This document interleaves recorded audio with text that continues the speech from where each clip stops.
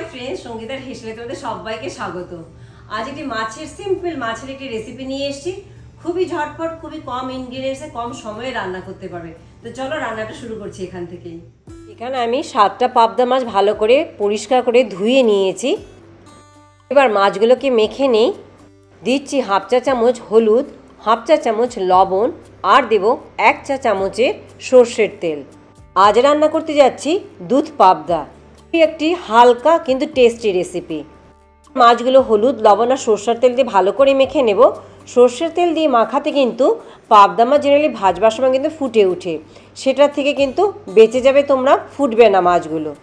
রাখতে হবে সর্ষের তেলটা যেন প্রত্যেকটা মাছের গায়ে ভালোভাবে লেগে যায়। পুরো রান্নাটাই কিন্তু আমি সর্ষের তেলেই করব, তাই 2 টেবিল চামচ সর্ষের তেল প্রথমে প্যানে ভালো করে গরম করে নেব। খেয়াল রাখতে হবে তেল যেন ভালোভাবে গরম হয়, নয়তো কিন্তু মাছগুলো ভাজবার সময় কিন্তু ভেঙে যাবে। সবগুলো মাছ আমি একসাথে ভাজছি না, ব্যাচে ভাজছি। খেয়াল রাখতে হবে প্যান যেন ওভার ক্রাউডেড না হয়ে যায়। পাবদা মাছ হলো খুবই কিন্তু নরম মাছ, তাই একটু জেন্টলি হ্যান্ডেল করতে হয়, খুব আলতোভাবে ভাজতে হবে আমাদেরকে। অনেকক্ষণ ধরে ভাজবো না কিন্তু, কারণ কড়কড়ো হয়ে গেলে কিন্তু পাবদা মাছের স্বাদ নষ্ট হয়ে যায়। মিডিয়াম টু হাই হিটে 1 মিনিট 1 পিঠ ভাজা হলেই কিন্তু যথেষ্ট। পিঠ ভাজা হয়ে গেলে উল্টে দিয়ে অপর পিঠটিও ভালো করে ভেজে নেব। দরকার হলে 2টি হাতার সাহায্যে মাছগুলোকে এবার তুলে ভাজা মাছগুলোকে তুলে রাখছি একটি পাত্রে। একইভাবে কিন্তু সবগুলো মাছই এবার এক এক করে ভেজে নেব একই প্যানে। পাবদা মাছে কাঁটা কম থাকাতে বাচ্চারাও কিন্তু খেতে পছন্দ করে, তাই এই দুধ পাবদাতে তোমরা বানিয়ে দেখো। তা পাবদা মাছ ভাজার এই টিপসটি কেমন লাগলো? জেনারেলি কিন্তু মাছটা ভাজতে গেলে কিন্তু ফুটে ওঠে, তাই এই টিপসটি তোমাদের সাথে শেয়ার করলাম। সেকেন্ড ব্যাচ মাছ ভাজা হতে হতে এদিকে একটি মশলা বানিয়ে নিই। এবার মশলার জন্য চাই কালো জিরে, কাঁচা লঙ্কা আর চাই আদা। এখান থেকে 2টো কাঁচা লঙ্কা আমি সরিয়ে রাখছি। মশলার পরিমাণটি মাছ আন্দাজে কিন্তু একটু বেশি, একদম অল্প দিলে মিক্সিতে আবার পেস্ট হতে পারবে না, তাই একটু বেশি পরিমাণে আমি এখানে বানাচ্ছি। এবার গ্রাইন্ডারে সব শুকনো মশলা দিয়ে আর সামান্য জল দিয়ে একটি স্মুথ পেস্ট বানিয়ে নেব। লঙ্কার পরিমাণটি এখানে কিন্তু কোনো শুকনো লঙ্কার গুঁড়ো ব্যবহার করব না, তাই কাঁচা লঙ্কা যে যতটা ঝাল খেতে পছন্দ করো সেই হিসেবে অ্যাডজাস্ট করে বানিও। আমাদের মশলাও তৈরি হয়ে গেছে, এদিকে মাছও ভাজা হয়ে গেছে। মশলা ভাজার পর বেশ তেল রয়ে গেছে, আর কোনো তেল অ্যাড করছি না। একই তেলে হাফ চামচ কালো জিরা ফোড়ন দিচ্ছি, দিয়ে বেটে রাখা মশলা দিয়ে দিচ্ছি। এখানে কিন্তু আমি 2/3 মশলা ব্যবহার করছি, পুরো মশলাটা কিন্তু দেইনি, কারণ 7টা মাছের জন্য মশলা অনেকটা বেশি হয়ে যাবে। তবে দিয়ে দিচ্ছি হাফ চামচ হলুদ।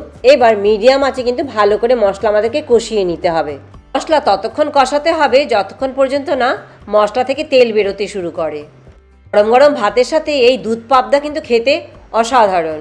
মিনিট 4-5 ভালো করে কষাতে কষাতে কিন্তু মশলা ভালোভাবে কষানো হয়ে যাবে। মশলা ভালোভাবে কষানো হয়ে গেছে। এবারেতে দিয়ে দিচ্ছি 1 কাপ দুধ। নাম হলো দুধ পাবদা, তাই কিন্তু এখানে কোনো জলের ব্যবহার করছি না, আর জলের ব্যবহার হবেও না, তাই পুরো ঝোলটা কিন্তু দুধেই বানানো হবে। ঝোলের রঙটা কিন্তু একটু সাদাটে টাইপের হয়ে যাচ্ছে, তার জন্য দুধ দিয়ে আমাদেরকে হাই হিটে একটু ভালো করে কিন্তু এবার ফুটিয়ে নিতে হবে। ঝোল ভালোভাবে ফুটে ওঠা পর্যন্ত অপেক্ষা করব। ঝোল ভালোভাবে ফুটে উঠলে এবার ভেজে রাখা মাছ দিয়ে দিতে হবে এতে, আর দিয়ে দেবো এতে স্বাদ অনুযায়ী লবণ, কারণ আমি কিন্তু এখনো ঝোলে কিন্তু কোনো লবণ দেইনি। মাছ লবণ দিয়ে মিডিয়াম টু হাই হিটে 5 থেকে 6 মিনিট এবার ভালো করে ফুটিয়ে নেব। আগেই বলেছি পাবদা মাছ খুব নরম মাছ, তাই অনেকক্ষণ ফুটোবার কিন্তু দরকার নেই। 5-6 মিনিট ভালো করে ফুটলেই দেখবে কিন্তু ঝোল কিন্তু অনেকটা ঘন হয়ে এসেছে, কারণ এই দুধ পাবদা কিন্তু গামাখা গামাখা খেতেই ভালো লাগে। ঝোল ভালোভাবে ফুটে উঠেছে, ঘনও হয়ে এসেছে। এবার কয়েকটি চিড়ে রাখা কাঁচা লঙ্কা দিয়ে 1 মিনিট খানেক ফুটিয়ে কিন্তু গ্যাস বন্ধ করে দেব। ব্যাস তৈরি হয়ে গেল আমাদের খুবই সহজ, খুবই কম উপকরণে একটি সিম্পল রেসিপি দুধ পাবদা। তা তোমাদের এই দুধ পাবদা রেসিপিটি কেমন লাগলো জানাতে কিন্তু একদম ভুলো না, আর ভালো লাগলে লাইক শেয়ার সাবস্ক্রাইব করতেও ভুলো না। পরে আবার অন্য কোনো ভিডিও নিয়ে তোমাদের কাছে চলে আসবো। সবাই ভালো থেকো, চলো বাই বাই।